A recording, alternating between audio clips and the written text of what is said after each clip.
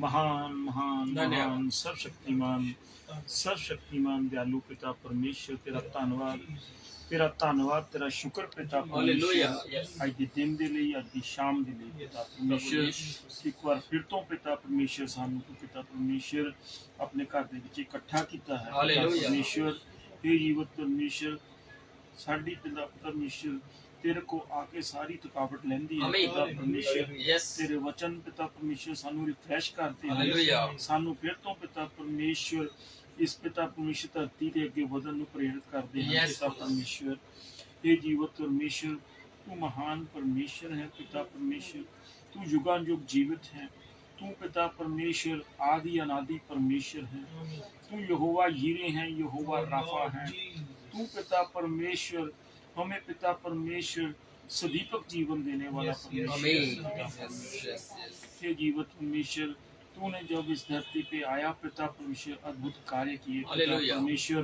तूने पिता परमेश्वर मुर्दों को जीवित किया पिता परमेश्वर, कोड़ियों को शुद्ध किया, लंगड़ों को चलाया पिता परमेश्वर, 38 वर्ष के रोगी को चंगा किया, 12 साल जो खून बह रहा था इस स्त्री के उसको चंगा किया पिता परमेश्वर। कोई भी लोग पिता परमेश्वर तेरे आगे टिक नहीं सकता पिता परमेश्वर, और तू पिता परमेश्वर हर प्रकार की हमें चंगाई देता है पिता परमेश्वर। हे जीवत परमेश्वर, तूने पिता परमेश्वर हमें अनंत जीवन की बातें बताई है पिता परमेश्वर। हे जीवत परमेश्वर, वरना हम पिता परमेश्वर हमारे पास कोई लक्ष्य ही ना रहता पिता परमेश्वर, हम लक्ष्यहीन थे पिता परमेश्वर। पिता परमेश्वर, आपने हमें पिता परमेश्वर आके हमें पिता अपनी दृष्टि दी पिता परमेश्वर, अपना जोया दिया पिता परमेश्वर। और पिता परमेश्वर आप जी के ही पवित्र वचनों को सुनने के लिए हम यहाँ इकट्ठे हुए हैं पिता परमेश्वर, ताकि जीवन की बातें पिता परमेश्वर हम निरंतर अपने मन में बसाते रहें पिता परमेश्वर। और पिता परमेश्वर, तू हमें अपने कार्य के लिए भी इस्तेमाल करना पिता परमेश्वर। पिता परमेश्वर, हम पिता परमेश्वर पहले अपने घर को, अपने घराने को बचाएं पिता परमेश्वर, और पिता परमेश्वर सभी दोस्त मित्रों रिश्तेदारों तक पिता परमेश्वर आपकी पिता परमेश्वर सुसमाचार को पहुंचा सके पिता परमेश्वर। हे जीवत परमेश्वर, तू हमें बुद्धि देना, अकल देना, समझ देना पिता परमेश्वर। तेरे वचनों को सीखने आते हैं यहाँ पिता परमेश्वर, ये हमारे लिए बहुत जरूरी है पिता परमेश्वर। हमें झूठी धार्मिकता से बचाना पिता परमेश्वर, और अपनी सच्चाई में स्थिर करना पिता परमेश्वर। हर प्रकार की पिता परमेश्वर जो पिता परमेश्वर दौड़ लगी हुई है उससे हमें पिता परमेश्वर को अलग करके रखना पिता परमेश्वर। उस दौड़ से हम दूर रहें पिता परमेश्वर, तेरी और अपने को कंसंट्रेट कर सके पिता, क्योंकि समय बहुत ही पिता परमेश्वर नाजुक है पिता परमेश्वर। और पिता परमेश्वर, हमें तेरे में बने रहने की बहुत जरूरत है पिता परमेश्वर।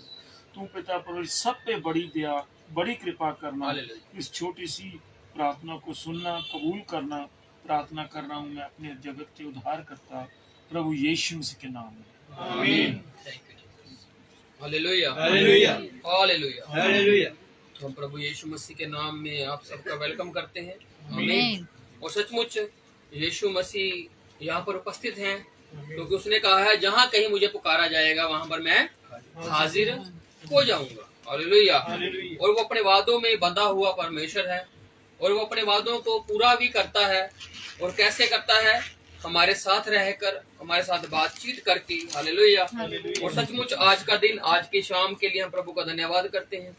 और हम काफी शुक्रवारों से प्रभु के मत्ती समाचार की पुस्तक को पढ़ रहे थे, जो कि नए नियम की पहली किताब है।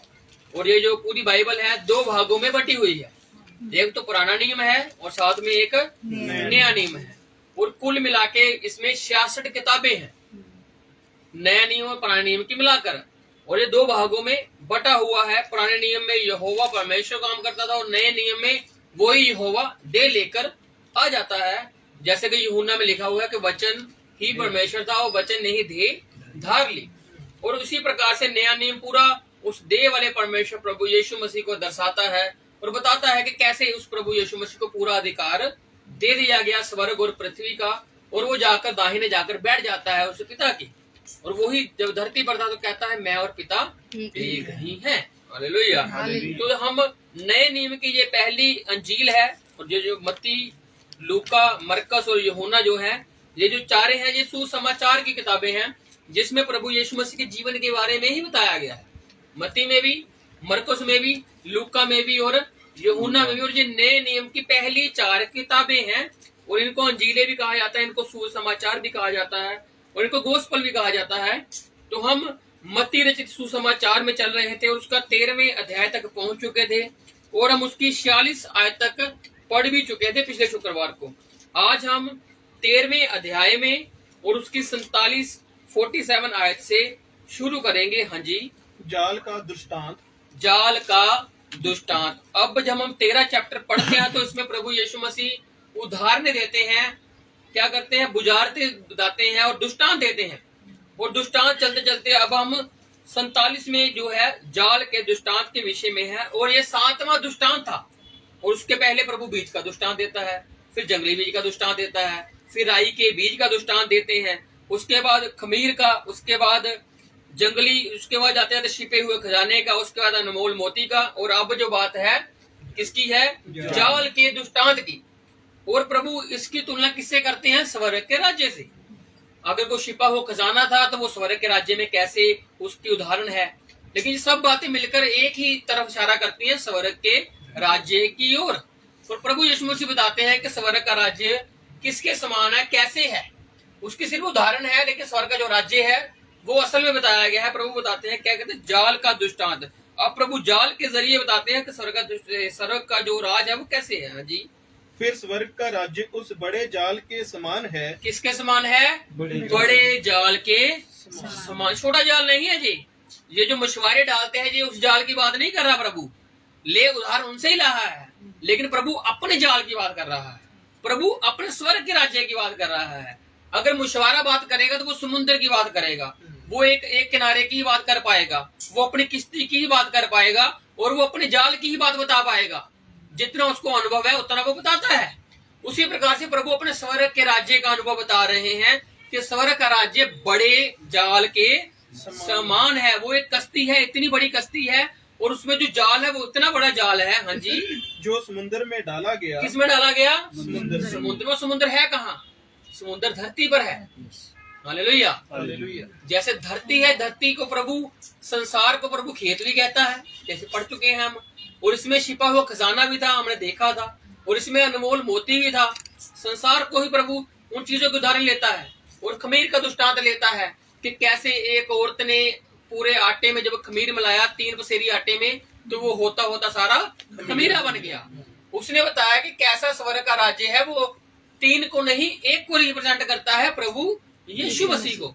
वो एक के ऊपर आधारित है प्रभु का राज्य। और उसी प्रकार से कहता है स्वर्ग का जो राज्य है जाल के, बड़े जाल के समान है, जो किसमें डाला गया, समुद्र में डाला गया, मतलब कि इस धरती पर। Hallelujah, hallelujah. प्रभु की बात समझना आप। प्रभु जाल किसको कह रहा है और प्रभु समुद्र किसको कह रहा है। प्रभु समुद्र कह रहा है संसार को, और जो हम लोग हैं प्रभु हमको मछली कहता है, प्रभु हमको बहुत कुछ कहता है, पेड़ भी कहता है। और काफी जगह पे प्रभु कितनी कितनी उदाहरणों से हमारे नाम लेता है। उसी प्रकार से वो कहता है कि संसार जो समुद्र है, समुद्र में जाल डाला गया और हर प्रकार की मछलियों को समेट लाया। हर प्रकार की, हालेलुया, हालेलुया। इसमें सब प्रकार की हैं। जैसे प्रभु बताता है कि चर्च में काफी लोग आते हैं और प्रभु के साथ भी काफी लोग रहते थे, लेकिन आखिरी वक्त में प्रभु के साथ कोई नहीं था, वो अकेला ही था। उसी प्रकार से हमने जाना अकेले ही है, चाहे हमारे यहाँ पर कितने ही रिश्ते क्यों ना हो, कितने ही हमने अपने लिंक क्यों ना बना रखे हो, लेकिन वहां पर एक ही लिंक काम करेगा, हमारा प्रभु के साथ नाता। उसके अलावा हमारा कोई लिंक चलने वाला है नहीं। इसलिए प्रभु के साथ रिश्ता गहरा कीजिए। संसार के रिश्ते मिट जाएंगे, संसार की जो लिंक है टूट जाएंगे, लेकिन प्रभु वाला लिंक हमेशा बने रहने वाला है। हालेलुया। इसलिए अगर आपको जहाज में चढ़ना ही है तो प्रभु यीशु मसीह के जहाज में चढ़ जाइए, वो आपको पार लगाएगा ही लगाएगा। वो बीच रास्ते में छोड़ने वाला नहीं है, वो आपको जहां से बिठाएगा, जिसने जो आपको कहा है मैं तुमको छोड़ूंगा, तो वो छोड़कर ही आने वाला परमेश्वर है। तो इसी प्रकार से वो कहता है कि उसने क्या किया, सब प्रकार की मछलियों को जाल में समेट लिया। इसी प्रकार से प्रभु ने जब हमारे ऊपर वचन लगाया, देखते हैं ना मत्ती में परमेश्वर 13 में क्या कहता है कि मैंने क्या किया, बोने वाला निकला और संसार में बीज उसने बीजा। कुछ बीज किनारे पर, कुछ बीज पथरीली भूमि पर, कुछ झाड़ियों में, कुछ अच्छी भूमि पर। अगर आप 13 चैप्टर शुरू से पढ़ोगे तो पता लगेगा, क्योंकि हम पीछे पढ़ के आ चुके हैं इसको। और इसी प्रकार से प्रभु क्या कहता है कि बीज सभी जगह खिलारा गया है, अब उस बीज के निकलने का समय है।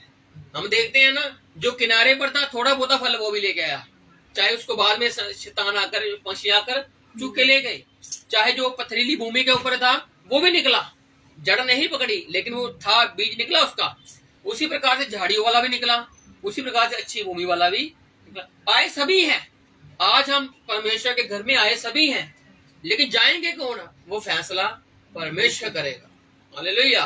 इसलिए आपका विश्वास प्रभु के साथ दृढ़ होना चाहिए कि प्रभु आएगा तो मुझे लेकर जाएगा ही जाएगा। इसलिए आपके फल अच्छे होने चाहिए, आपकी बोलबानी अच्छी होनी चाहिए, आपका उठना बैठना अच्छा होना चाहिए, आपका देखना अच्छा होना चाहिए, आपका रहना सहना भी अच्छा होना चाहिए, जिससे प्रभु भी खुश हो और संसार के लोग भी आपको देखकर कहें कि ये प्रभु के लोग हैं। इसलिए सब प्रकार की मछली, हम सब प्रकार के हैं, जगह जगह से हम आए हैं। हमारा रिश्ता क्या है, कोई नहीं, लेकिन मसीह में हम एक हैं। हमारा खून अलग अलग होगा, हमारी जाति धर्म अलग होंगी, लेकिन अब ना जाति है, ना धर्म है, ना छूत है, ना शात है। अब सिर्फ एक ही नाम है प्रभु यीशु मसीह का, अब एक ही देह है प्रभु यीशु मसीह की। हम उसके हैं, वो हमारा है। संसार में इंसान कहीं से भी क्यों ना आया हो, लेकिन प्रभु कहता है मैंने संसार से प्रेम किया है। हालेलुया। तो इसी प्रकार से उसने कहा संसार में सभी जगह की सभी मछली आ गई। हाँ जी। और जब जाल भर गया, अब क्या हो गया, जाल भर गया है। उसी प्रकार से कहता ना प्रभु, जो दो बीज निकलते हैं कटनी के समय, उसको याद रखना आप, अंत के दिनों में जब काफी भर जाएगा तो उनको अलग अलग किया जाएगा, दुष्टों को भी और अच्छे लोगों को भी। ये सारे दृष्टांत एक ही जगह मिलते हैं, आप सभी को ध्यान से पढ़ोगे ना तो सभी की एक ही भाषा है, एक ही परिभाषा है, स्वर्ग का राज्य और उसमें रहने का ढंग और उसमें निकलने के जो लोग और रहेंगे जो लोग। जंगली बीज भी इसी पर आधारित था कि वैरी ने आकर बीजा, लेकिन काटना प्रभु ने है।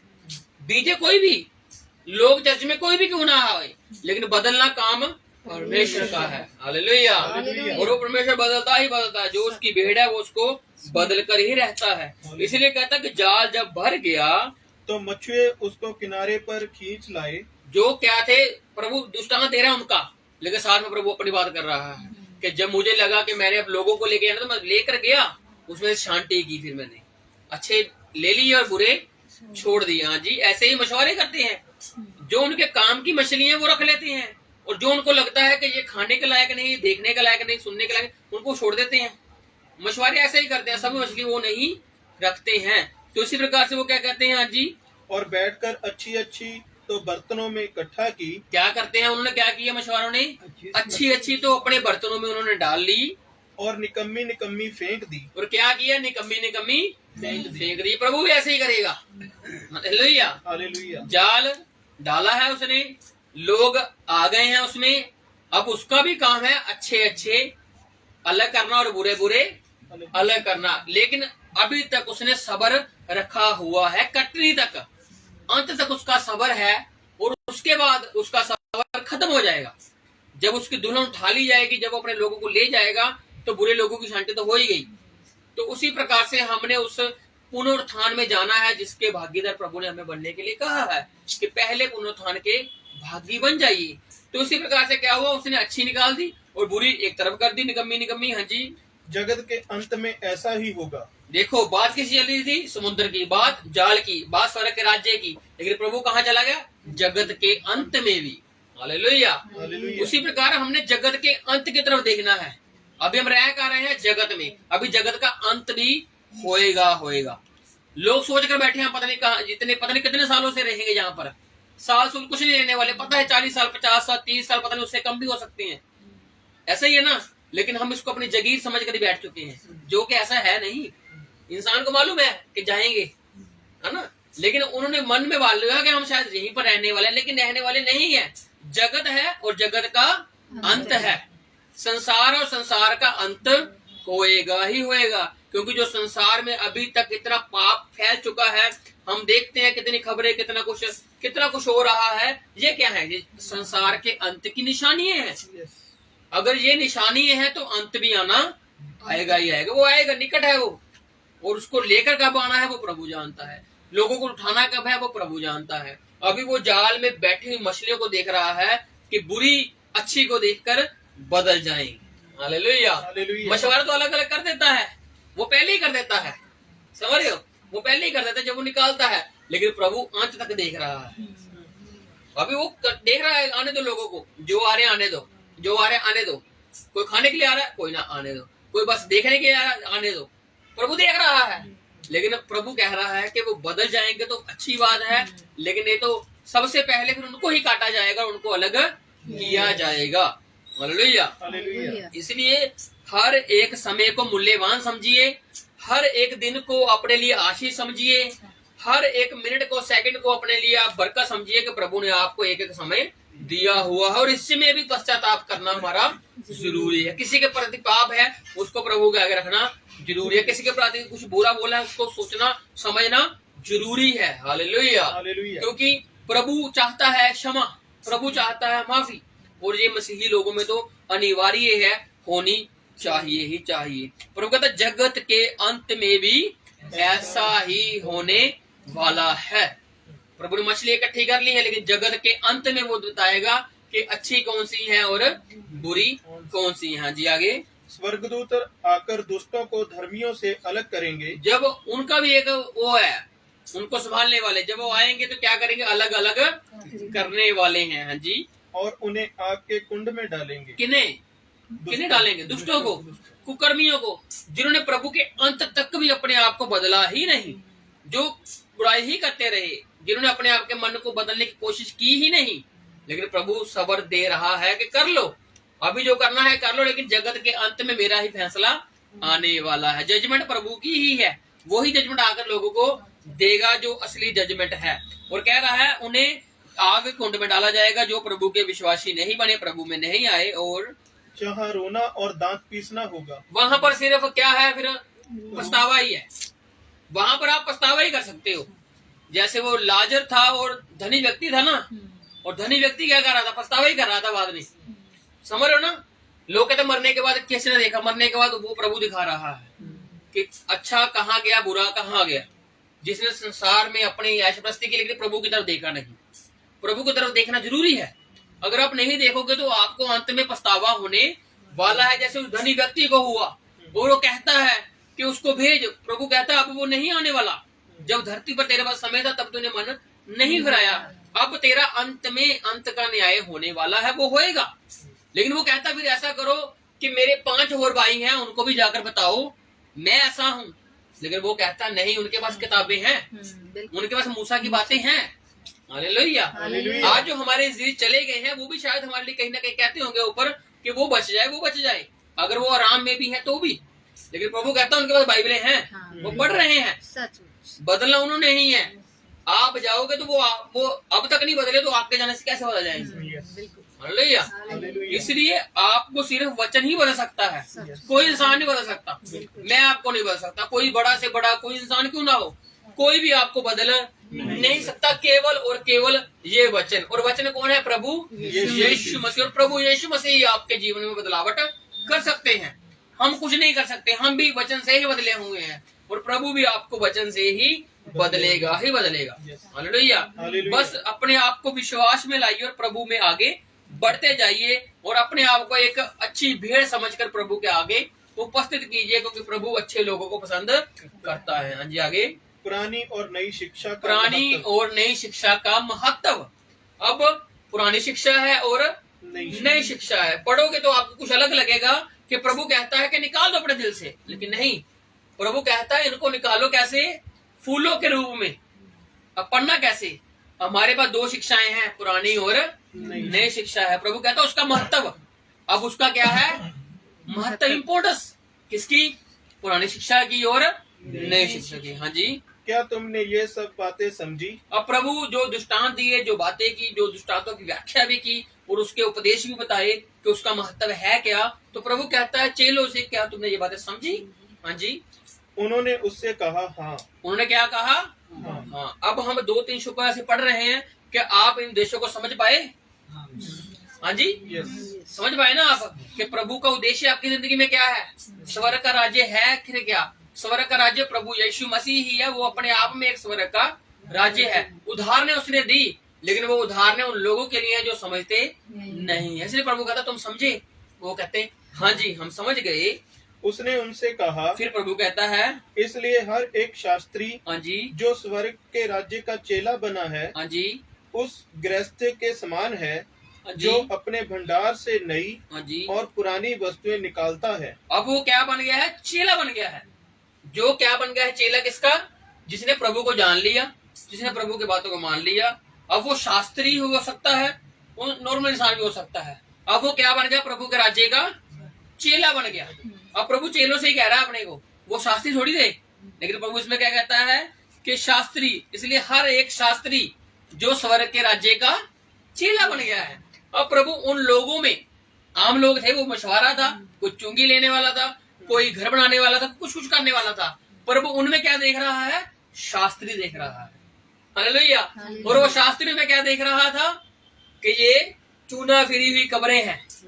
हालेलुया। शास्त्री को वो कैसे देख रहा है और आम लोगों को वो कैसे देख रहा है। इसलिए वो हम में अपने राज्य को देखता है। हालेलुया। हम अपने आप में पता नहीं क्या देखते हैं, हम अपने आप में घमंड देखते हैं शायद अपने अंदर, हम पता नहीं बुरी बातें देखते हैं। लेकिन प्रभु क्या देखता है हमारे बीच में? राज्य किसका? स्वर्ग का राज्य। क्योंकि उत्पत्ति बताती है कि उसने हमें कैसे बनाया? अपने स्वरूप में बनाया है। हालेलुया। प्रभु का स्वरूप हम है। इसलिए उसने जब नए नियम में आया तो उसने कहा, क्या तुम नहीं जानते कि जो तुम्हारा शरीर है जो पवित्र आत्मा का मंदिर है और इसमें मैं वास करता हूँ। हालेलुया। प्रभु ने कोई बड़ी जगह नहीं चुनी, प्रभु ने इंसान का दिल ही चुन लिया कि इसमें मैं वास करूंगा। इसलिए वो कहता है दरवाजे को कुंडी लगा, घुटनों में बैठ, मेरे आगे दुआ कर, मैं सुनूंगा। हालेलुया। कोई ज्यादा पैसा देने की जरूरत नहीं है, कोई बड़े बड़े लक्षण आपको करने की जरूरत नहीं है, कोई ऐसी मन्नतें मांगने की जरूरत नहीं है जो बाद में पूरी ना कर सकूं। वो कहता है बस दुआ कर और मैं तेरे से बात करूंगा। हालेलुया। तो इसलिए वो कहता है कि नई और पुरानी शिक्षा का महत्व है क्या? जब एक शास्त्री जो है, जब वो स्वर्ग के राज्य का क्या बन जाता है? चेला बन जाता है। अब हम क्या है? स्वर्ग के राज्य के चेले हैं। हम एम्बेसडर हैं, हम राजदूत भी हैं, हम प्रभु के राज्य के गवाह भी हैं, हम प्रभु के राज्य के सुसमाचार के प्रचारक भी हैं। आप सभी भी ऐसे ही हो, क्योंकि प्रभु ने आपको अधिकार दे दिया।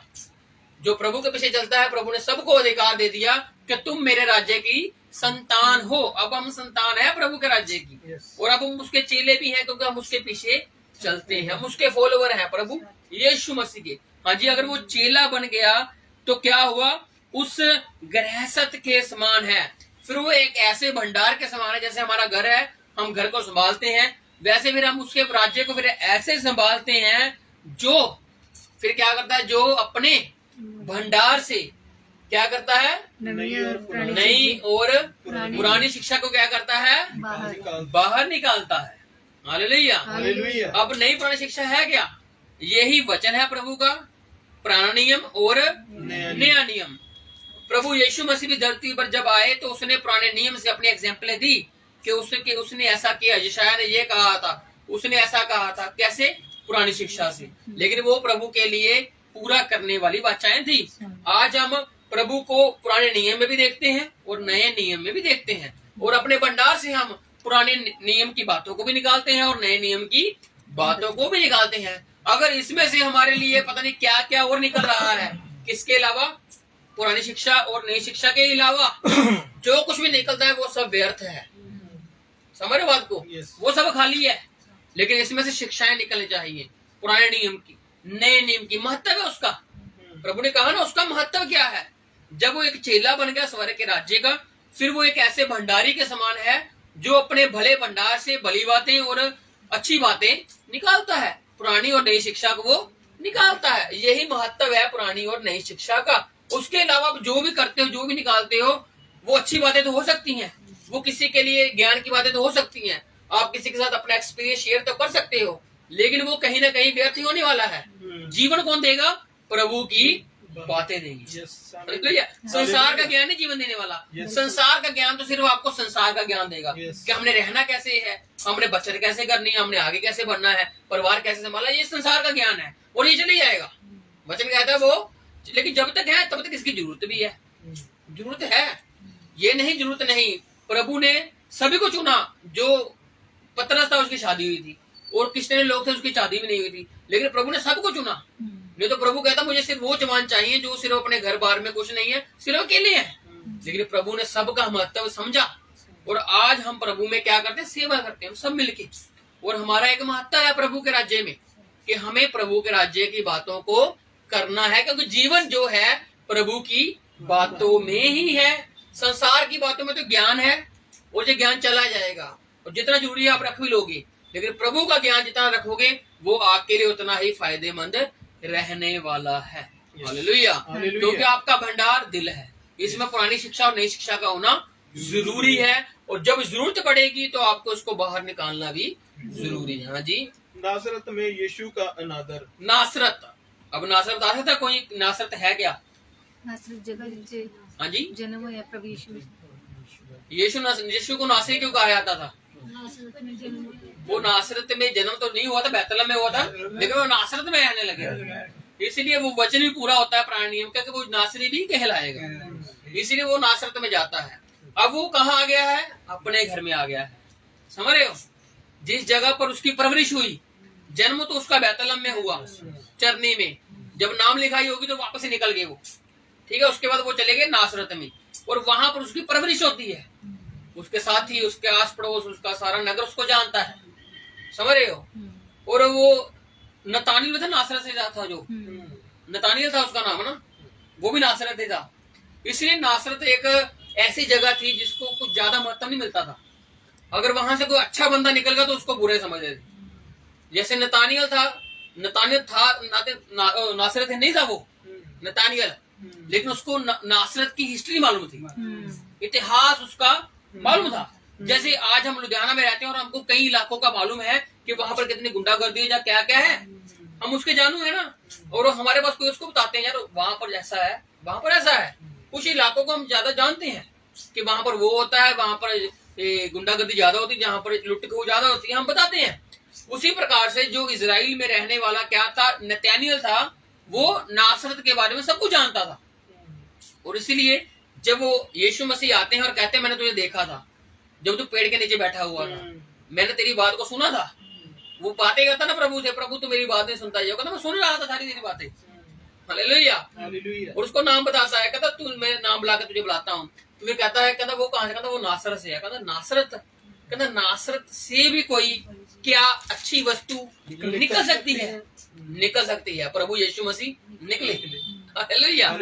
आज हम पता नहीं कैसे कैसे नगरों से निकले होंगे, जहाँ हमारा पिछोकड़ कैसा होगा, हम कैसे वहां से निकले हैं। और आज हमको शायद लोग देख के कहते होंगे, जो हमारे साथ खेले हुए हैं, जब बचपन जिनका गुजरा होगा, वो कहते होंगे ये तो हमारे बीच में से गया है, हम जानते हैं इसको, बचपन ये क्या करता था, ये वो सब बातें जानते हैं हम, है ना। वो सब जानते थे और यीशु मसीह के बारे में भी सब लोग जानते थे। उसने जितना अच्छा किया, लोगों ने फिर भी उसको बुरा ही बोला। उसको उसने तो क्या, उसके घर वालों ने भी खुद बुरा बोला। उसकी माँ को मालूम था, उसके पिता को मालूम था कि ये अद्भुत बच्चा है, लेकिन उसके भाई उसका तिरस्कार करते थे। उसकी बहनें शायद उसकी इज्जत करती हूँ, लेकिन उसके भाई जो हैं उसको तिरस्कार करते थे। क्यों? क्योंकि लोग प्रभु यीशु मसीह के बारे में अनुचित बातें बोलते थे, जिसके कारण उनके भाइयों को इफेक्ट होता था, बुरा लगता था कि कैसे कोई ऐसे मेरे भाई के बारे में या मेरे माता पिता के बारे में बोल सकते हैं। इसलिए उनको इफेक्ट होता था, सुनने में उनको बुरा लगता था। इसलिए अब नासरत में क्या हुआ, यीशु का निरादर हुआ है, अनादर हुआ है। प्रभु यीशु मसीह को वहां पर अच्छा नहीं समझा गया। क्यों? क्योंकि वहां पर वो कुछ करने गया, अपने लोगों में गया, अपने घर के दरमियान गया, और वो चाहता था कि मैं चंगाई कर रहा हूं, मेरा समय आ गया है, तो इनके लिए भी चंगाई बनती हैं, इनके लिए भी आश्चर्य कर्म बनते हैं, और वो करने जा रहा है। लेकिन अगर आप प्रभु को इज्जत नहीं दोगे तो वो वहां से चला जाएगा। लेकिन आपका काम है प्रभु की रिस्पेक्ट करनी, प्रभु के लोगों की इज्जत करनी, क्योंकि प्रभु अब किस में रह रहा है? लोगों में रह रहा है। हालेलुया। अब वो खुद साक्षात नहीं आ रहा, वो साक्षात आ रहा है लोगों के बीच में से। इसलिए वो कहता है जिसने मेरे चुने हुए को पानी का गिलास पिला दिया, उसका फल मिलेगा। हालेलुया। हालेलुया। अगर आपने किसी भूखे को खाना खिला दिया, उसका फल मिलेगा। यस। अगर आपने किसी गरीब की सुधि ले ली, तो आपको उसका फल मिलेगा। हालेलुया। कैसे मिलेगा? लोगों की मदद करके। यस। क्योंकि प्रभु कैसे? प्रभु लोगों में ही काम करता है। यस। हालेलुया। हालेलुया। इसलिए आप प्रभु की भी इज्जत करते हो, अच्छी बात है, और आपको लोगों की भी इज्जत करनी चाहिए, वो भी अच्छी बात है। हालेलुया। हालेलुया। नासरत में यीशु का अनादर। हाँ जी। जब यीशु ये सब दृष्टांत कह चुका अब यीशु मसीह ने ये सब बातें कह दी, तो वहां से चला गया तो वहां से निकल गया। और अपने नगर में आकर कहाँ है वो? अपने नगर में, जहाँ पर उसकी परवरिश हुई, जहाँ उसका बचपन सारा बीता, अब वो वहां पर आ चुका है। हाँ जी। उनके आराधनालय में उन्हें ऐसा उपदेश देने लगा। ये एक बार की बात नहीं, बहुत बार उपदेश दिया यीशु मसीह ने। क्या किया? उनके आराधनालयों में क्या किया? उपदेश देने लगा कि वे चकित होकर कहने लगे। अब वो हैरान हो गए हैं। देखा कब से? बचपन से देखा है, क्या करते थे वो भी देखा है, लेकिन असली सेवा कार्य प्रभु का कब शुरू हुआ? 30 साल की उम्र के बाद, जब वो बपतिस्मा लेते हैं यूहन्ना से जाकर, उसके बाद उनका सेवा कार्य का काल शुरू होता है। लेकिन जो बचपन में तब बातें होती थी, वो एक मंत्र की बात है कि जब वो 12 साल का था तो वहां पर बातचीत चलती है। हालेलुया। लेकिन जब वो परमेश्वर बड़े हुए, तो 30 साल के बाद ही उनका असली कार्य शुरू हुआ। मंदिर में उपदेश वो करने लगे, किताबों को खोलकर पढ़ाने लगे, समझाने लगे कि इसका अर्थ क्या है, इसका मतलब है क्या। हाँ जी। इसको यह ज्ञान और सामर्थ्य के काम कहाँ से मिले? जो लोग उसको देखते थे, प्रभु यीशु मसीह को, और वो देखते कहते थे कि इसको ये अधिकार, ये बातें, ये ऐसा समझाने का तरीका कैसे मिल गया, कहाँ से मिल गया? हम इतने सालों से मसीह में हैं। मसीह का मतलब यहोवा की बातें सुनते हैं, करते हैं। हमारा तो बचपन ही इसमें गुजरा है। हमारे तो बाप दादे भी यही यहोवा की व्यवस्था को पढ़ते थे, लेकिन ना इसका पिछोकड़ उसके यहोवा की तरफ से है, बस एक यहूदा के गोत्र का है, और माँ इसकी मरियम जो है वो लेवी के खानदान की है। अब ये मिक्सअप कह लो, मिक्सअप समझते थे उसको नाजायज औलाद भी समझते थे प्रभु यीशु मसीह को, और बातें चलती थी, बातें ये चलती थी, और लोगों की जो सब बातें थी उसके माता पिता को सुनने मिलती थी, उसके भाइयों को भी, उसके बहनों को भी, और यहाँ तक के यीशु मसीह को भी। उन सभी को फर्क पड़ गया उन बातों से, लेकिन प्रभु यीशु मसीह को फर्क नहीं पड़ा। हालेलुया। अगर आज आप मसीही लोग हो, तो आपको किसी के बातों से फर्क नहीं पड़ने वाला। लोग बतेरी बातें करेंगे आपके बारे में, लोगों को फर्क पड़ सकता है, आपके आसपास के लोगों को फर्क पड़ सकता है, लेकिन आपको फर्क नहीं पड़ सकता। क्यों? क्योंकि आप मसीह की औलाद हो। हालेलुया। आपको लोग कहते होंगे आपने बाप बदल लिया, आपने ये कर लिया, लेकिन आप मसीह की औलाद हो, और आपको कोई फर्क इन चीजों से नहीं पड़ने वाला है, क्योंकि आप मसीह से जन्मे हो। हालेलुया। और मसीह को भी इस चीजों से कोई फर्क, उसके बारे में कोई क्या सोचते थे वो, अगर ऐसी बात होती थी वो अपने नगर में जाता ही नहीं। अगर वो गया है तो उसको फर्क नहीं पड़ता था किसी भी बात से कि मुझको कोई क्या कहता है। उसको बस यही था कि मैं अपने पिता की इच्छा को पूरी करने आया हूँ। हाँ जी। क्या ये बड़ाई का बेटा नहीं? क्या कहा उसको? उसके कामों को, उसकी बातों को, उसके देखने को नहीं देखा, और क्या कहा? ये तो तरखान का बेटा है, ये तो बड़ई का बेटा है। और क्या इसकी माता का नाम मरियम, हाँ जी, और इसके भाइयों के नाम याकूब, यूसुफ, शमौन और यहूदा नहीं? उसके भाइयों के नाम, उसकी माँ का नाम मरियम, उसके भाइयों का नाम, चार भाई, चारों के नाम आ गए। हाँ जी। और क्या इसकी सब बहनें हमारे बीच में नहीं रहती? सवाल पूछा उन्होंने, क्या ये जो बातें कर रहा है, ये ज्यादा बड़ा भी बनी फिरता है अपने आप में, ये ज्यादा ज्ञान समझी फिरता है। इसकी माँ को भी हम जानते हैं, इसके भाइयों को भी जानते हैं, और इसकी बहनों को भी जानते हैं। हाँ जी। फिर इसको यह सब कहाँ से मिला? वो तो उसको दे नहीं पाए, लेकिन इसको मिले कहाँ से गया ये? हालेलुया। आज आप जब स्वर्ग के राज्य की बातें करते हो, तो लोग सोचते हैं कि यार ये तो मसीह में जन्मा ही नहीं, अब ये मसीह की बातें कर कैसे रहा है? हालेलुया। ये हम नहीं कर रहे, ये हमारे बीच से वो परमेश्वर खुद ही बातें कर रहा है। हम कौन है? हमारी क्या हैसियत है? हम कुछ नहीं है, हम मिट्टी हैं, और मिट्टी में मिल जाएंगे। लेकिन इस मिट्टी में जब तक परमेश्वर कार्य करवा रहा है, तब तक कार्य होते रहेंगे। हालेलुया। हमारी इज्जत क्या है? हमारी शोभा क्या है? कुछ भी नहीं है। अब अगर हम इज्जतें लेने बैठ जाएंगे तो हम कभी आगे नहीं बढ़ पाएंगे। हमें इज्जत प्रभु खुद देता है, आपको भी इज्जत प्रभु खुद ही देगा। हालेलुया। इसलिए धन्य है वो इंसान जिसकी शोभा प्रभु खुद करता है। जो इंसान अपने मुंह से खुद शोभा करता है, उसकी शोभा व्यर्थ है। लेकिन जो आदर प्रभु खुद करता है, वही आदर असली आदर है। हालेलुया। इसे कहता हम जानते हैं ये इसके भाइयों को भी जानते हैं, इसकी माँ को भी जानते हैं, इसकी बहनों को भी जानते हैं, और इसको भी हम जानते हैं कि ये कैसे पैदा हुआ था, इसकी हिस्ट्री उसके बाप दादा ने सबने बताई हुई थी। हाँ जी, इस प्रकार उन्होंने उसके कारण ठोकर खाई। क्या खाई? ठोकर खाई। ठोकर। आज काफी लोग मसीह के लिए ठोकर खा लेते हैं, उसको समझने की बजाय, उसके उद्देश्य को समझने की बजाय, उसकी कुछ बातों को लेकर या उसके कुछ नियमों को लेकर वो ठोकर खाते हैं। एक परमेश्वर की बात है, हम नहीं मान सकते एक को, क्योंकि हजम नहीं होता। एक बहुत सारे हजम हो जाएंगे, लेकिन एक हजम होना मुश्किल है, क्योंकि लोग ही नहीं बर्दाश्त करते। लोग आपको सहने नहीं देंगे, लोग आपको रहने नहीं देंगे, है ना। कुछ बातों के कारण लोग ठोकर खाते हैं, और परमेश्वर के करके भी लोगों ने ठोकर खाई, क्योंकि वो जो बातें करता था, अच्छी बातें करता था, जीवन को बदलने की बातें करता था, लेकिन उनको जीवन के बदलने की बातें नहीं चाहिए थी। उनको सिर्फ वो बातें चाहिए थी जो कान की खुजली ही मिटाती हैं। बस उनको जो चाहिए था वही था, वो जो कर रहे थे वो। लेकिन प्रभु क्या था? जीवन की बातें बोलता था, बताता था, और लोगों में चंगाई करता था। और उसने क्या कहा कि इस प्रकार लोगों ने उस यीशु मसीह की ठोकर खाई। पर यीशु ने उनसे कहा, फिर भी यीशु ने उनसे कहा, भविष्यद्वक्ता का अपने देश और अपने घर को छोड़ और कहीं निरादर नहीं होता। Hallelujah, hallelujah. प्रभु बात कर रहे हैं। प्रभु को मालूम था मेरा निरादर होने वाला है, लेकिन प्रभु फिर भी गए। हालेलुया। आज आपको मालूम है किसी घर में जाकर, कहीं जगह पर जाकर आपकी इज्जत जहाँ बेइज्जती होने वाली है, लेकिन आप फिर भी जाते हो। कई बार आप जाते भी नहीं हो, क्योंकि हम इंसान है ना, और हम इंसान सोच के हमने क्या करना जाकर। लेकिन प्रभु वहां पर गया, उनको मालूम था कि मेरा निरादर होएगा। और वो कहता भूविदक्ता, प्रभु अपने आपको क्या कह रहा है? नबी कह रहा है, भूविदक्ता कह रहा है। वो कह रहा कि मुझे मालूम है कि ये जो नबी है, ये जो एक भूविदक्ता है, प्रभु का एक दास है, उसकी जो इज्जत है ना तो उसके अपने घर में होती है और ना उसके देश में, नगर में होती है। आप खुद इस चीज को जानते होगे कि जितने आपको आपके परिवार के या आस पड़ोस के कम ही समझते हैं। समझ बात को? क्यों? क्योंकि वो आपको जानते हैं, आपके माता पिता को भी जानते हैं, आपके भाइयों को बहनों को भी जानते हैं, और फिर आपकी इज्जत फिर उतनी करते हैं। मुंह पर बोलते होंगे, लेकिन इज्जत आपकी उतनी करते हैं। लेकिन जितनी इज्जत आपकी बाहर होती है, जैसे आपके काम पर, जहाँ पर जॉब करते हो, वहां पर, किसी भी जगह पर आपकी इज्जत जितनी वहां पर होगी, उतनी आपके घर में या आपके नगर में नहीं होने वाली, क्योंकि ये असली बात है, ये असल है। हालेलुया। इसलिए ये प्रभु के साथ भी ऐसा हुआ।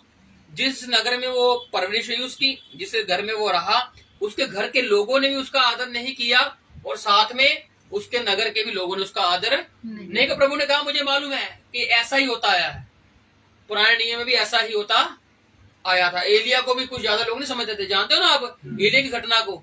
वो बतेल से निकलता है, गिलगाल से निकलता है, यरीहो से निकलता है, और जो आगे जर्दन तक जाता है, तो लोग उसका ठट्टा करते हैं। लोगों को मालूम है ये उठाने वाला है, लेकिन कोई इसके साथ नहीं चला। 50 लोग आते, वो कहते हैं ना हमको मालूम है ये उठाई जाने वाला है, लेकिन अलीशा ने उसका साथ नहीं छोड़ा। हालेलुया। आज बात यही है, अगर आपको मालूम है कि जीवन आपने पाना है, तो लोगों की बातों को इग्नोर करना पड़ेगा, क्योंकि लोग हंसी ठट्टा करने के लिए, मजाक करने के लिए, कुछ समय के लिए आपको एंटरटेनमेंट करने के लिए आएंगे, लेकिन आपको सिर्फ प्रभु के राज्य में बढ़ना ही बढ़ना है। हालेलुया। परवाह नहीं करनी किसी चीज की। अलीशा ने किसी चीज की परवाह नहीं की। कितने कितने लोगों ने उसको पीछे करने की कोशिश की, जहां तक के एलिया नबी ने खुद कहा तू चला जा यार, मेरे पीछे क्या मिल जाएगा तुझको। लेकिन वो कहता जीवते परमेश्वर की शपथ, मैं तुझे छोड़ने वाला नहीं, मैं तो तेरे साथ ही चलूंगा। और जब आखिर में बात है तो उसने कहा बता अब तुझे क्या चाहिए। हालेलुया। आप तब तक परमेश्वर के साथ जुड़े रहिए जब तक परमेश्वर आपसे रूबरू बातें नहीं करता, क्योंकि उसके बाद जीवन ही जीवन है। हालेलुया। जब परमेश्वर से आपकी रूबरू बात हो गई, उसके बाद आप पीछे नहीं हटने वाले, फिर आपके साथ जीवन ही जीवन चलने वाला है। हालेलुया। इसलिए प्रभु से रूबरू होकर देखिए तो सही कि प्रभु असल में है क्या, वो दया की खान है क्या, वो प्रभु परमेश्वर है क्या। हाँ जी, वो कहता है कि मुझको मालूम है इज्जत नहीं होने वाली। हाँ जी। और उसने वहाँ उनके अविश्वास के कारण बहुत से सामर्थ्य के काम नहीं किए। क्या नहीं किए? सामर्थ्य के काम। किसकी वजह से? अविश्वास की वजह से। इसलिए प्रभु कहता है विश्वास करो। हालेलुया। विश्वास जरूरी है। अगर अविश्वास करोगे तो आपकी जिंदगी में समर्थ के काम नहीं होने वाले। समझ बात को? इसलिए समर्थ के काम करवाने हैं तो विश्वास में बने रहना जरूरी है। यस। अविश्वास से प्रभु खुश नहीं होता। प्रभु खुश होता है तो सिर्फ विश्वास से। अब्राहम ने कैसे खुश किया? विश्वास। हनोक ने कैसे किया? विश्वास। गिदयोन ने, शमशोन ने, जितने भी सारे लोग आए पुराने नियम में, कैसे किए खुश? विश्वास के साथ। हालेलुया। और आज हमें भी प्रभु को खुश करना है तो सिर्फ विश्वास के साथ। अगर आश्चर्य कर्म चाहते हो आपकी जिंदगी में हो, अगर समर्थ कर्म चाहते हो आपकी जिंदगी में हो, तो आपको सिर्फ एक ही बात करनी है, विश्वास करना है। हालेलुया। और उस पर विश्वास करना है जो कभी देखा नहीं किसी को परमेश्वर ने, लेकिन उस पर हमें विश्वास करना है। और वो कहता है, धन्य है वो इंसान जिसने मुझ पर बिना देखे विश्वास किया है। हालेलुया। आज हमने उसको देखा नहीं, लेकिन विश्वास करते हैं। हालेलुया। और वो हम फिर हमको वो क्या कहता है? धन्य हो आप, ब्लेस्ड, आशीष पाए हुए लोग हैं हम। क्यों? क्योंकि हमने उसको विश्वास किया कि वो हमारा परमेश्वर है। हालेलुया। इसलिए काफी परमेश्वर ने वहां पर काम करने थे, लेकिन अविश्वास के कारण काम नहीं हो पाए। आज कलीसिया में लोगों के साथ काम होते हैं, लेकिन जिनके साथ काम नहीं होते वो परमेश्वर को कोसते हैं। और कोसने का कारण एक ही है, उनका खुद का अविश्वास। वो अविश्वास खुद करी बैठे हैं और कोसते किसको है? प्रभु को। और प्रभु कहता है सामर्थ्य के काम भी होने वाले नहीं है, तुम्हारा विश्वास ही है जो कामों को करेगा। प्रभु ने जिस लोगों को चंगा किया उसने कहा विश्वास करता है, विश्वास करती है। और एक इंसान, कई इंसानों ने बोला ही नहीं।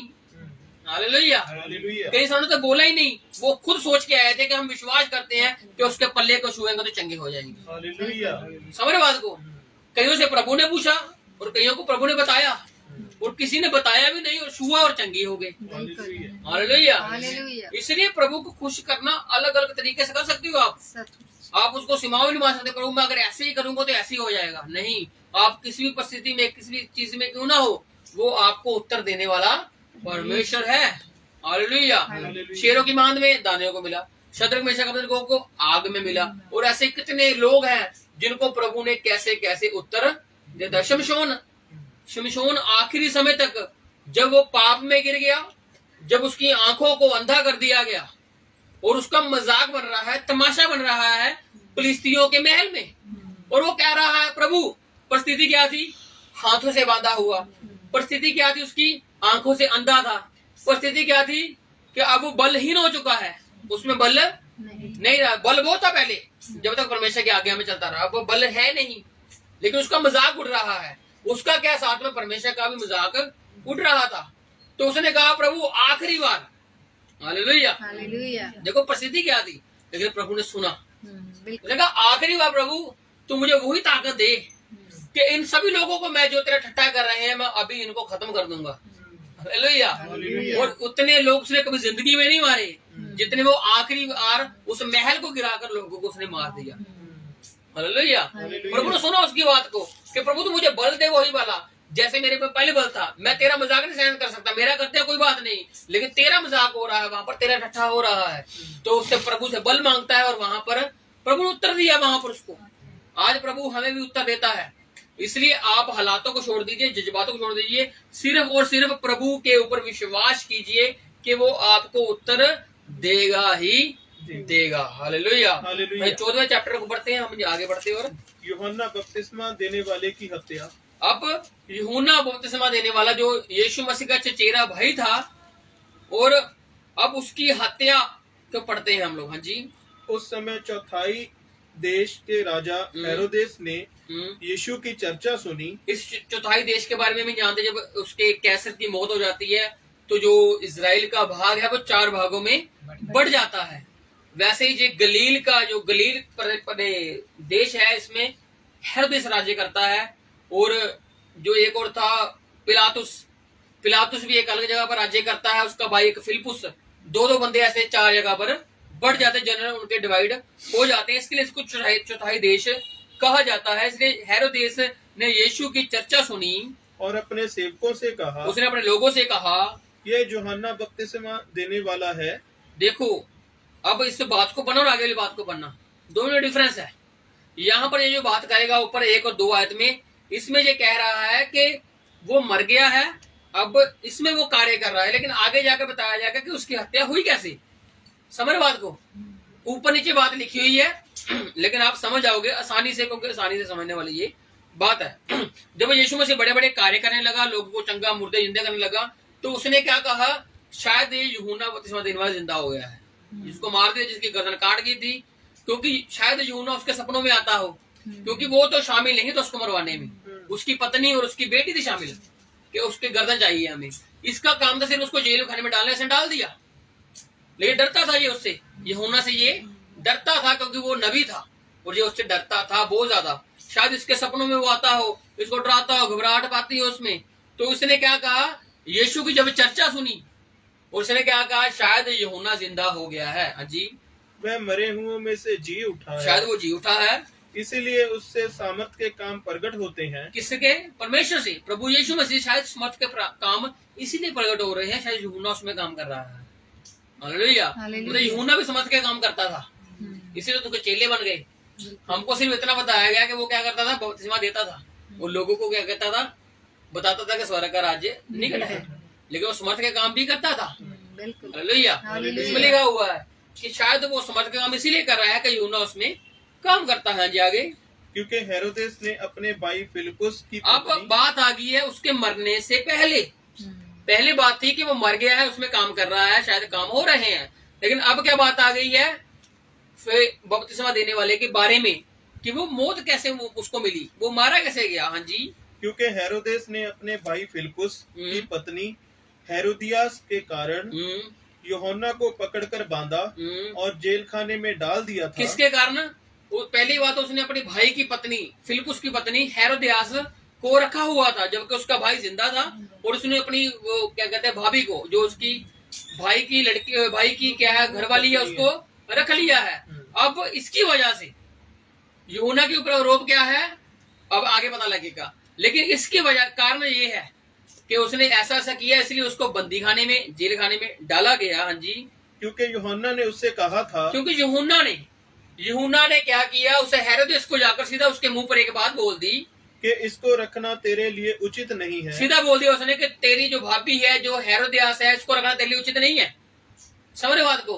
और उसने अधिकार से बोला उसको, और ये बात हेरोदेस को तो डर में ले आई, लेकिन साथ में जो उसकी पत्नी थी हेरोदियास, उसने कहा कि ये मुझे बर्दाश्त नहीं है बात कि अब मेरे ऊपर ये आरोप लगे, इसको ऐसा कर जेल खाने में डाल दे। अब जिसको वहां पर, जिसको जो बताना वहां पर बताई जाए, लेकिन अगर ये बाहर रहा तो ये हमारी बहुत बेइज्जती करने वाला है, लोगों में ये चर्चाएं करेगा।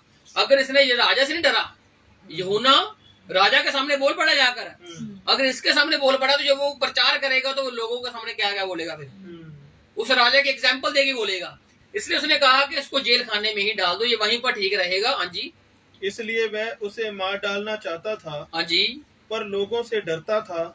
राजा चाहता था कि इसकी साहस कैसे हुआ, इसकी हिम्मत कैसे हुई मेरे सामने ये बात बोलने की, इसको मार डालूंगा, लेकिन वो लोगों से भी डरता था, क्योंकि वे उसे भविष्यद्वक्ता मानते थे। क्योंकि जो लोग हैं उसको क्या समझते थे, नबी समझते थे, भविष्यद्वक्ता समझते थे कि वो नबी है, और जो बड़ा बंदा होगा उसको मारने से राजा लोग भी डरेंगे कि हम इसको ऐसा नहीं कर सकते हैं। जैसे पलूस था, और पलूस को भी जो बड़े बड़े वहां पर याजक आते थे ना, उसको मारते नहीं थे, उसको जेल खाने में रख लेते थे, बस वैसे ही प्रेतों के काम में लिखा हुआ है।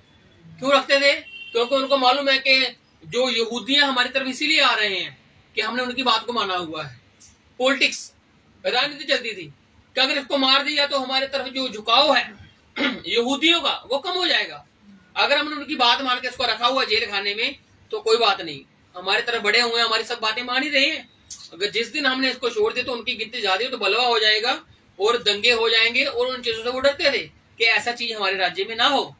और इसी प्रकार से वो कहता है, हाँ जी आगे, पर जब हेरोदेस का जन्म आया, हाँ जी जन्मदिन आया, तो हेरोदियास की बेटी ने उत्सव में नाच दिखाकर हेरोदेस को खुश किया।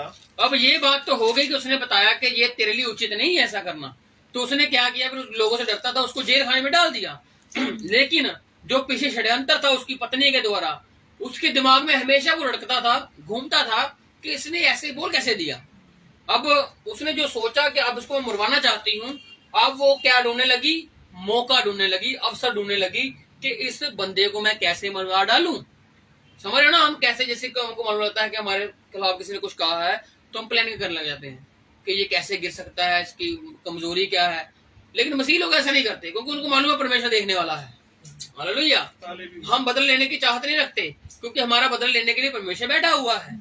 अगर हमने अपना बदला ले लिया तो फिर हम परमेश्वर से कोई उम्मीद न रखें कि वो हमारे लिए कुछ करेगा, क्योंकि हमने खुद ही अपने बारे में ले लिया जो करना था।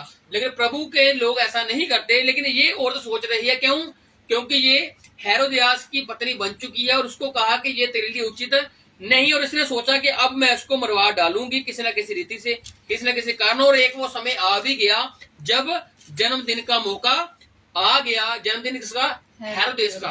अब जिसका जन्मदिन है, राजा है, वो उसको खुश करोगे तो वो कुछ बोलेगा, जो कुछ कहेगा। पहले राजा लोग ऐसे होते थे, उसको खुश करता था कोई भी तो वो कहते थे कि ये ले, मोतियों की माला ले ले, कुछ कुछ दे देते थे लोगों को, ऐसे बांट देते थे। कितने कितने कीमती अशरफिया बांट देते थे, कितने सोने के सिक्के बांट देते थे किसी इंसान से खुश होकर। और ये एक ऐसा समय होता था कि जब लोग चाहते थे कि राजा को हम खुश कर दें, कि हम कुछ न कुछ राजा से ले लें। कुछ म्यूजिक वाले आते थे, कुछ गाने बजाने वाले आते थे, कितना कुछ होता था वहां पर। और अब जन्मदिन आ गया है हेरोदेस का, और उसकी पत्नी ने सोचा, हाँ जी, इस पर उसने शपथ खाकर वचन दिया। नहीं सुनता पड़े। तो हेरोदियास की बेटी ने उस समय नाच दिखाकर हेरोदेस को खुश किया। देखो, ये बात एक लाइन में निपट गई, लेकिन इसके पीछे का जो पूरी प्लानिंग है उसकी माँ और बेटी की हुई है कि तू ऐसा नाचना, ऐसा खुश करना अपने पिता को कि वो तेरे से खुश हो जाए और वो अपने मुंह से कुछ शब्द निकाले, और उस शब्द पर हम फिर चर्चा करेंगे कि हमने करना क्या है। हालेलुया। क्योंकि अगर ये नाच दिखाया तो उसकी प्रैक्टिस हुई है पीछे। उसकी पत्नी ने पूरा जोर लगाया है कि इसका एक एक जो मूवमेंट है, एक एक स्टेप जो है सही होना चाहिए, क्योंकि कुछ खराब भी हो जाएगा ना तो राजा फिर मारने के देश भी निकाल देता है। दोनों बातें होती हैं। राजा के मुंह से जो निकलेगा, अच्छी बातें भी निकल सकती है, बुरी बातें भी निकल सकती हैं। वो किसी को मारने का देश भी दे सकता है और किसी को राज्य देने का भी देश दे सकता है वो। और उसने क्या किया कि जब हेरोदियास की बेटी ने उत्सव में उसके जन्मदिन के मौके पर नाच दिखाया और क्या किया, उसको खुश कर दिया। हाँ जी। इस पर उसने शपथ खाकर वचन दिया। हाँ जी। जो कुछ तू मांगेगी मैं तुझे दूंगा। इसने क्या किया? शपथ खाई और वचन दिया। अब राजे की जो शपथ है वो अटल है, उसके जो हुक्म है वो अटल है। अब वो अपनी बात से मुड़ नहीं सकता है, क्योंकि वो अकेला नहीं बैठा वहां पर कि एक घर है और उस घर में राजा बैठा है, उसकी बेटी है और उसकी पत्नी है। नहीं, राजा का जन्मदिन है और साथ में कितने सारे चौथाई के राजा आए हुए हैं। सभी लोग उसके भवन में आए हुए हैं, गरीबों को खाना मिल रहा है, बाहर सब कुछ चल रहा है, क्योंकि राजा का जन्मदिन है। छोटी मोटी बात नहीं है ये। और राजा के जन्मदिन पर उसने क्या किया? नाच दिखाकर खुश किया और उसने शपथ दिलाकर कहा कि मांग, जो कुछ तू मांगेगी तेरे लिए मैं करूंगा। मैं अपनी माता के उकसाने से बोली। किसके उकसाने से? माता के। क्योंकि माता ही उसको उकसा रही थी। हालेलुया। आज कई घरों में झगड़े इसी वजह से ही है, उंगली की वजह से। जो उंगली लगती है पीछे से, उसकी वजह से कई परिवार टूटते हैं और कई परिवार बनते भी हैं। ये नहीं कि हमेशा बुरी बातें ही होती हैं, कई बार अच्छी बातें भी होती हैं, अगर समझदार स्त्री हो तो। अगर समझदार स्त्री नहीं तो बुरी बातें हैं। और फिर वो तोड़ने वाली बातें, एक दूसरे में फूट डालने वाली बातें, जैसे इस स्त्री ने, हेरोदियास ने क्या किया? उसको उकसाया हुआ था पहले ही कि जो कुछ मर्जी हो जाए, तुझे बस एक ही बात करनी है कि यूहन्ना का सिर चाहिए। इसकी बेटी के बारे में तो यूहन्ना ने कुछ नहीं कहा ना। अब यूहन्ना और उसकी बेटी का कोई लिंक नहीं है, लेकिन लिंक बनाया गया उसकी पत्नी के द्वारा, हेरोदेस के द्वारा उकसाया गया। उसकी बेटी ने मना किया, नहीं माता ऐसा नहीं, उसको मर जाएगा, ये हो जाएगा, वो हो जाएगा। वो भी सोचती होगी ना मन में, लेकिन उसने उसको उकसाया। उसको क्या किए, क्या कहते हैं उसको, जब औरत किसी को कुछ कहती है तो उसको क्या कहते हैं, बाद में दिमाग से अभी आ रही थी, निकल गई, कि उसको विवश किया। और भी बातें हैं, मैं भूल गया अभी, कि जब औरत उसको उकसाया कि उसको वास्ते डाले कि तुझको मेरा वास्ता है, तू यही बात कर। बस उकसाया ना, उकसाने में कुछ भी कह लो, जाल में फंसाया, उसकी बातों में उछाल दिया। जबकि उसकी बेटी छोटी है, वो नहीं जानती कि उसको मालूम है मौत क्या होती है, मारना किसी को क्या होता है ना। लेकिन उसने कहा नहीं, जो मर्जी हो जाए, तुझे उसका सिर ही मांगना है बस। अब राजा को तूने खुश किया, पीछे सारा मैंने तुझे कुछ खाया, सब मेरी वजह से तुझे खुश किया उसने उसको, अब तो मेरी बात ही नहीं मानेगी। समझ रहे हो? वो कहते हैं कि मैंने तुझे सब सिखाया, तो तेरी पढ़ाई लिखाई, तुझको ये सब कुछ मैंने तो कराया, अब तू मेरी बात को मान, मुझे ये बात कर। हाँ जी। उसने उकसाने पर यूहन्ना बपतिस्मा देने वाले का सिर थाल में यही मुझे मंगवा दे। देखो, उस बेटी का कोई कसूर नहीं है, कसूर पीछे माँ का है जिसको उसने बोला, लेकिन बेटी ने कहा उस यूहन्ना बपतिस्मा देने वाले का सिर कटवा और थाल में मेरे सामने यहाँ पर मुझे दे दे, बस मुझे यही चाहिए। राजा सोचता होगा, राजा के साथ वाले लोग सोचते होंगे कि ये क्या कर दिया ऐसे, समझ रहे हो? राजा ने क्या मांगती है, अब वो कुछ भी मांग सकती थी, लेकिन मांगा क्या? मौत। किसी की क्या मांगी? किसी की हत्या मांगी, किसी को मारने का चीज समझी। समझ रहे बात को? इसलिए हम मांगते क्या है ये भी निर्भर है। राजा तो कह रहा है मांगो जो मांगते हो, प्रभु तो कह ही रहा है मांगो भाई जो मांगते हो। तुम लोगों ने खुश किया प्रभु को। अब हम कहें उसके घर में क्लेश पड़ जाए, उसका ये बिगड़ जाए, तो ये गलत बात है। हालेलुया। ये बातें हम नहीं कर रहे, क्योंकि प्रभु ने कहा मांग, सुलेमान से कहा मांग, सुलेमान ने कहा मुझे बुद्धि दे दे। हालेलुया। अब परमेश्वर अब हमसे कहता है मांगो क्या मांगते हो? तुमने मुझे खुश किया है, तुम मेरे घर में आते हो, चर्चा में बैठते हो, संगति सुनते हो, प्रार्थना करते हो, पता नहीं क्या क्या करते हो, परमेश्वर मेरे लिए। अब मैं खुश हूँ, अब मांगो क्या मांगते हो? तो हमने कहना है प्रभु हम लोगों के लिए प्रार्थना करने वाले बने। हालेलुया। हम टूटे हुओं को जोड़ने वाले बने, जिनमें नफरतें हैं उनमें प्रेम डालने वाले बने, जो टूट चुके हैं, हार चुके हैं, थक चुके हैं, हम उनको जिंदा करने वाले बने। कैसे? तेरी बातों से। अब अपनी बातों को तुम मुझ में डाल, हम में डाल, कि हम किसी की मौत का कारण न बने, हम किसी के जीवन का कारण बन जाए। हालेलुया। यही मांगना है बस। बिल्कुल।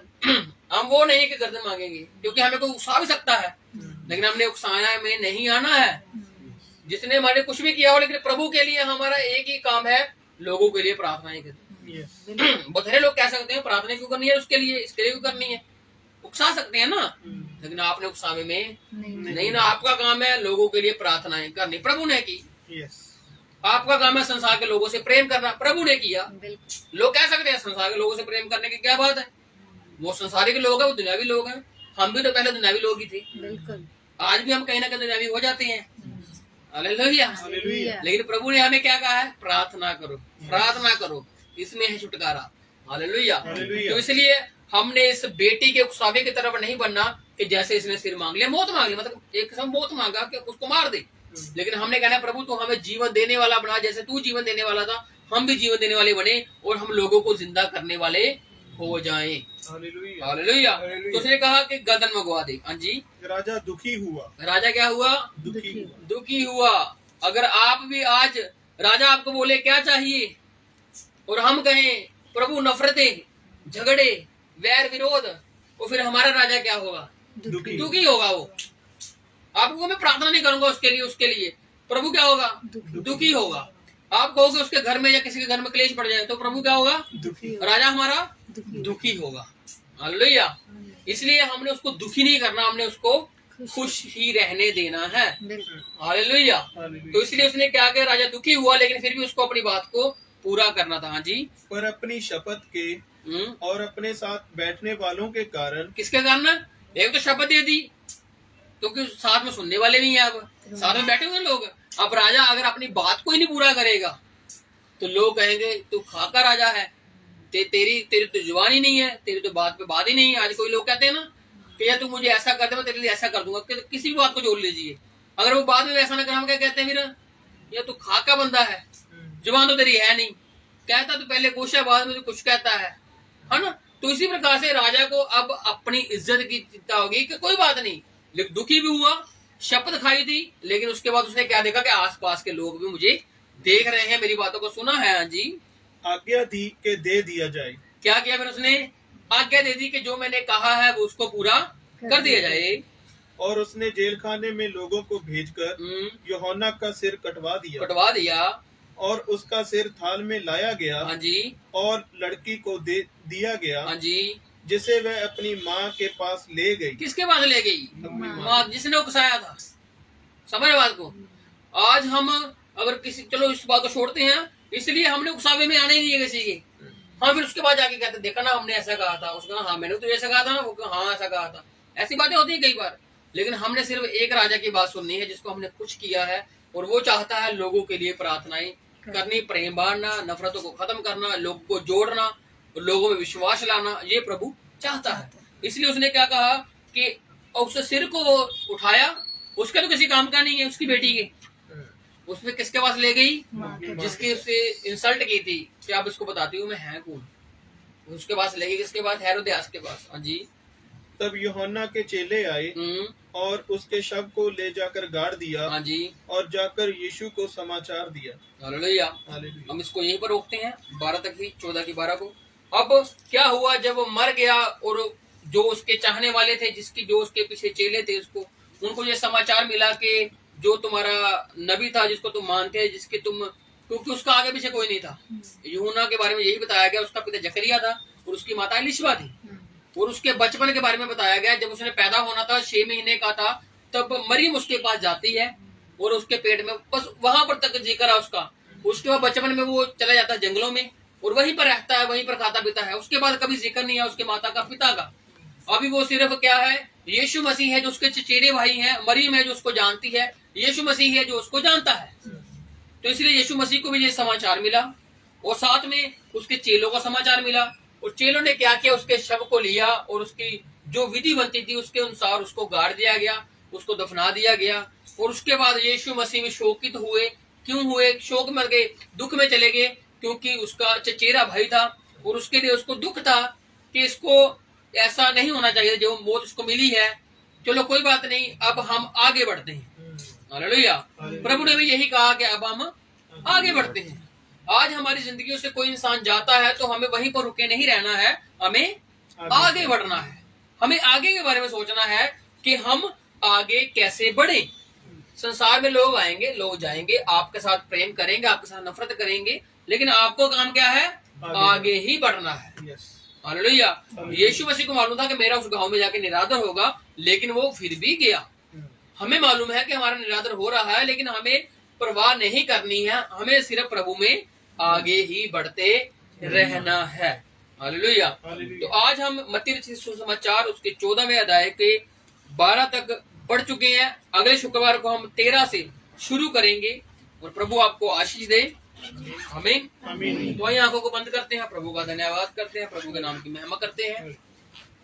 तार जीसस, थैंक यू परमेश्वर, प्रभु यीशु। मेरी रूह जिਉਂਦੇ यहोवा ਲਈ प्यासी है, प्यासी है। मेरी रूह जिਉਂਦੇ यहोवा ਲਈ प्यासी है, प्यासी है। मेरी रूह जिਉਂਦੇ यहोवा ਲਈ प्यासी है, प्यासी है। मेरी रूह जिਉਂਦੇ यहोवा ਲਈ प्यासी है, प्यासी है। मैं कदों उसनू मिलांगा, मैं कदों उसनू वेखांगा, मैं कदों उसनू मिलांगा, मैं कदों उसनू वेखांगा। मेरी रूह जिਉਂਦੇ यहोवा ਲਈ प्यासी है, प्यासी है। मेरी रूह जिਉਂਦੇ यहोवा ਲਈ प्यासी है, प्यासी है, प्यासी है, प्यासी है, प्यासी है, प्यासी है। Hallelujah, hallelujah, hallelujah, hallelujah. तो हम अपनी आंखों को बंदे रखेंगे, स्वर्गीय प्रार्थना हम भाई दीप करते हैं। ऐ हमारे पिता, हे हमारे पिता, तू जो स्वर्ग में है, तू जो स्वर्ग में है, तेरा नाम पवित्र माना जाए, तेरा नाम पवित्र माना जाए, तेरा राज्य आए, तेरा राज्य आए, तेरी इच्छा जैसे स्वर्ग में पूरी होती है, तेरी इच्छा जैसे स्वर्ग में पूरी होती है, वैसे पृथ्वी पर भी हो। वैसे पृथ्वी पर भी हो। हमारे दिन भर की रोटी आज हमें दे, हमारे दिन भर की रोटी आज हमें दे। और जिस प्रकार हमने अपने अपराधियों को क्षमा किया है, जिस प्रकार हमने अपने अपराधियों को क्षमा किया है, वैसे तू भी हमारे अपराधों को क्षमा कर, वैसे तू भी हमारे अपराधों को क्षमा कर, हमें परीक्षा में ना ला, हमें परीक्षा में न ला, परंतु बुराई से बचा, परंतु बुराई से बचा, क्योंकि राज्य पराक्रम और महिमा सदा तेरे हैं। सदा तेरे हैं। आमीन। आमीन। अब से लेके परमेश्वर का प्रेम, उसकी संगति, उसका फजल भरा हाथ हमारे साथ यो ही बना रहे। आमीन। आमीन।